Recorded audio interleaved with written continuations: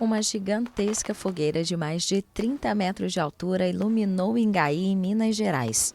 A celebração da 92ª edição da Festa da Fogueira de São João Batista atraiu cerca de 20 mil visitantes, 10 vezes a população da pequena cidade. Não, isso aqui é emoção demais.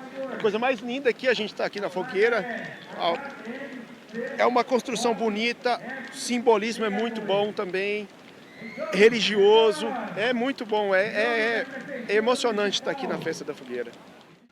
A tradição começou em 1931, quando ocorreu um incêndio atrás da igreja matriz da cidade, sem que a mesma fosse atingida.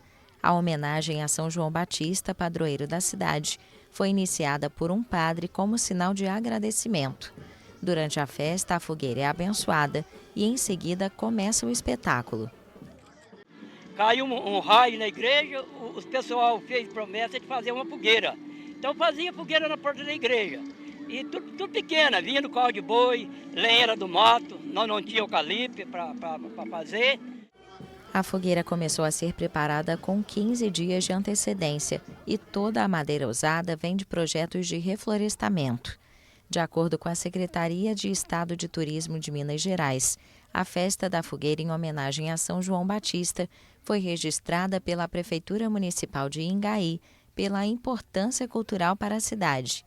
As festividades contam com missa, procissões, barracas de comidas típicas, jogos e leilões.